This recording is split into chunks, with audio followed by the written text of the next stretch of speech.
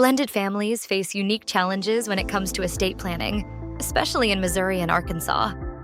If you've remarried and both of you brought children into the new household, it's easy to assume your old will or beneficiary forms still work. But here's the catch. Missouri and Arkansas have very different rules about what happens to your assets when you pass away, and those differences can have a big impact on your family. The first step after remarrying isn't rewriting your will.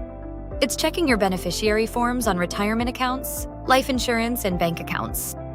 These forms control who gets those assets, no matter what your will says. It's common for people to forget about an old IRA or life insurance policy that still names a former spouse.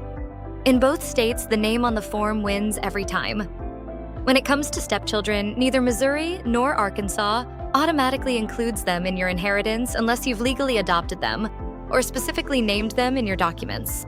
That means if you want your stepchildren to inherit, you need to be clear and name them directly. If you don't have a plan, the state will make one for you.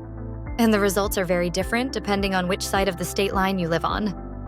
Missouri's rules focus on whether your children are also your spouse's children, while Arkansas gives your spouse a life estate in part of your property, regardless of the children's parentage.